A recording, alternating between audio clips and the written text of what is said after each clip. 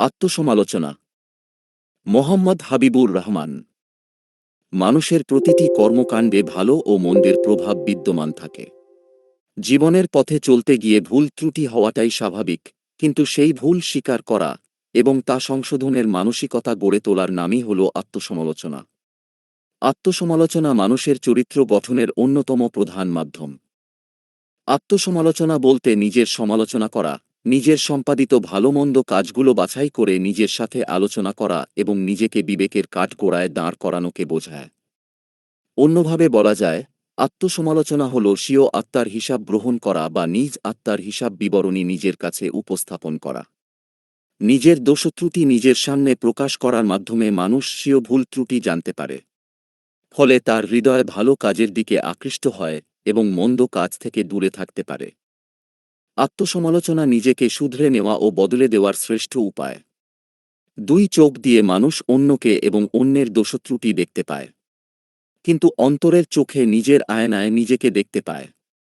পরকালীন জবাবদিহিতার প্রতি লক্ষ্য রেখে নিজের ভালোমন্দ নিয়ে নিজের সঙ্গে প্রতিনিয়ত বোঝাপড়া করার নাম আত্মসমালোচনা।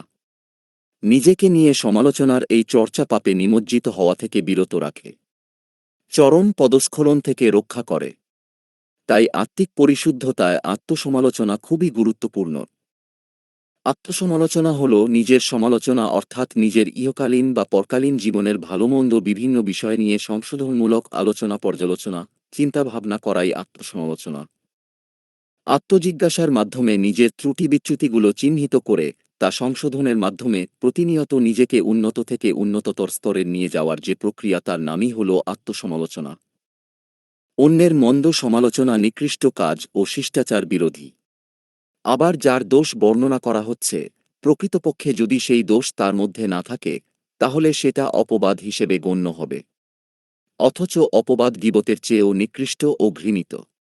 মানুষ যদি আত্মসমালোচনায় প্রবৃত্ত হয়, তাহলে অন্য কারো কাজের সমালোচনা করার সুযোগ থাকে না।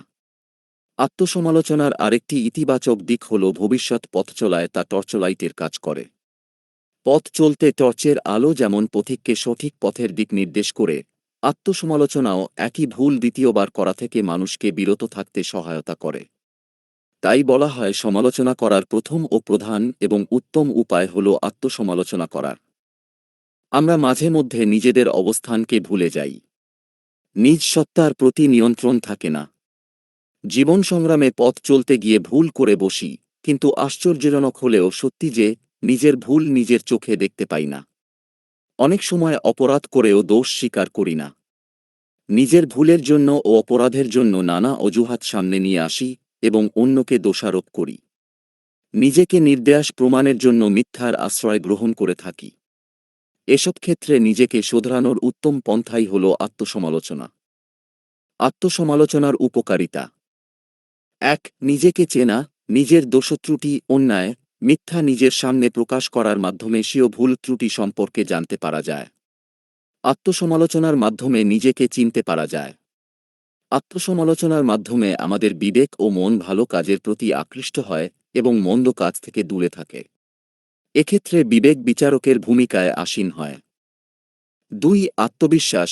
আত্মসমালোচনার মাধ্যমে নিজের সক্ষমতা সম্পর্কে স্বচ্ছ ধারণা তৈরি হয়। নিজের শক্তি ও দুর্বলতাকে চেনা যায়। ফলে আত্মবিশ্বাস বাড়ে। আবার নিজেকে নতুন রূপে আবিষ্কার করা যায়। নিজেকে নতুন রূপে সকলের সামনে উপস্থাপন করা যায়। আত্মসমালোচনা জীবনে ঘুরে দাঁড়াতে শেখায়। নিজের ভুল সংশোধন করে আলোকিত পথে ধাবিত করে। ৩. কৃতকর্মের ফলভোগ।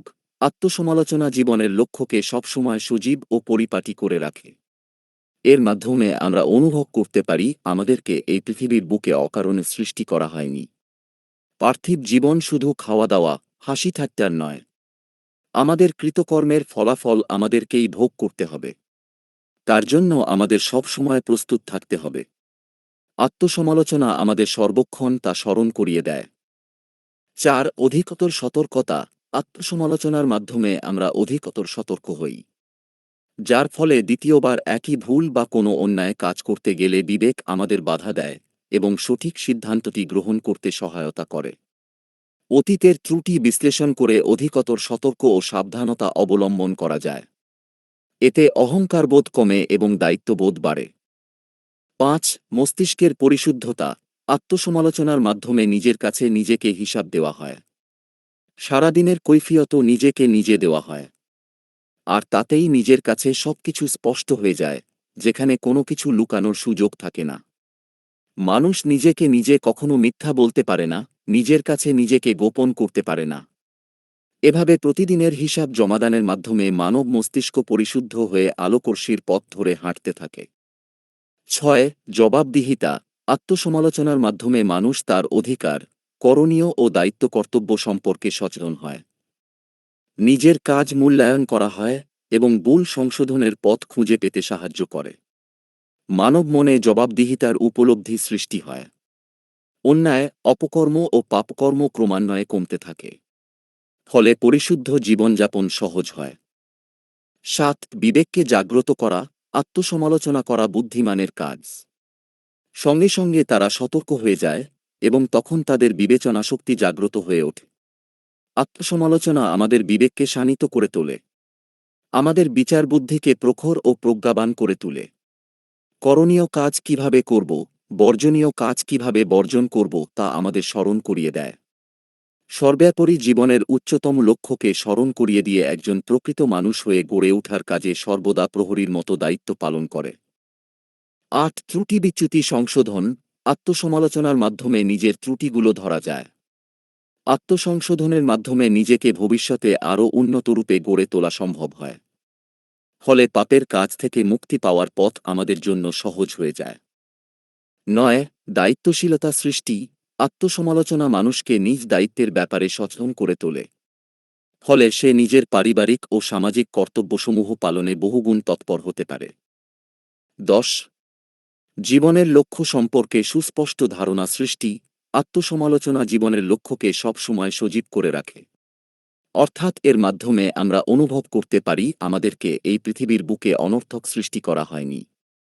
পার্থিব জীবন শুধু খাওয়া দাওয়া, হাসি ঠাট্টার নয়, এ জীবনের পরবর্তী যে অনন্ত এক জীবন, তার জন্য আমাদের সব সময় প্রস্তুত থাকতে হবে। আত্মসমালোচনা আমাদেরকে সর্বক্ষণ তা স্মরণ করিয়ে দেয়।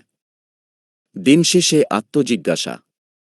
আত্মসমালোচনা মানে হল নিজের কাজের ভালোমন্দ বিচার করে দেখা এবং নিজের ভুল ত্রুটি স্বীকার করে তা সংশোধন করার চেষ্টা করা।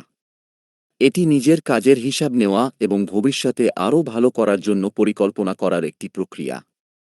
আমাদের প্রত্যেকেরই সারাদিনের কর্ম শেষে রাত্রিতে যখন ঘুমাতে যাওয়ার প্রাক্কালে কিছুটা সময় নিজেকে দিতে হবে এবং আত্মসমালোচনা করতে হবে। নিজেকে নিজে প্রশ্ন করি, 1. আজ সারাদিন আমি প্রয়োজনীয় কাজগুলো করেছি কিনা? 2. সময়মতো সব কাজ সম্পন্ন করতে পেরেছি কিনা? 3. আমি কি সময়ের যথাযথ ব্যবহার করেছি, নাকি অকারণে সময় নষ্ট করেছি? 4. কয়টা মিথ্যা কথা বলেছি বা সত্যকে আড়াল করেছি? 5. জেনে বা না জেনে কারো ক্ষতি করেছি কিনা? 6. কারো সাথে অন্যায়, আচরণ বা দুর্ব্যবহার করেছি কিনা? 7. কারো প্রাপ্য অধিকার বা হক নষ্ট করেছি কিনা? 8. কারো জন্য ভালো কাজ করলে সেটা নিঃস্বার্থ ছিল কিনা? 9. কাউকে শারীরিক, মানসিক ও আর্থিকভাবে উপকার করেছি কিনা? 10. আজকে কয়টা মন্দ কাজ বা পাপ কাজ করেছি? ইত্যাদি। কৃতকর্মের ফলাফল। দিন শেষে মূল্যায়নে ভালো কাজের নাকি মন্দ কাজের স্কোর বেশি, সহজেই হিসাব করে কৃতকর্মের ফলাফল নিজের কাছে প্রকাশ করা যায়। সর্বোপরি বলা যায়, আত্মসমালোচনা হল আত্মশুদ্ধি ও আত্মোন্নতির প্রথম ধাপ। যে ব্যক্তি আত্মসমালোচনা করতে জানে, সে সহজেই জীবনের প্রকৃত সাফল্য অর্জনের পথে অগ্রসর হতে পারে। সমাজ ও জাতির উন্নতির জন্য আত্মসমালোচনার গুরুত্ব অপরিসীম। তাই আমাদের প্রত্যেকের উচিত নিয়মিত আত্মসমালোচনা করা এবং ভুল থেকে শিক্ষা নিয়ে আদর্শবান মানুষ হয়ে ওঠা। আত্মসমালোচনা আমাদের আরও ভালো মানুষ হতে এবং একটি সুন্দর সমাজ গঠনে সহায়ক ভূমিকা পালন করে।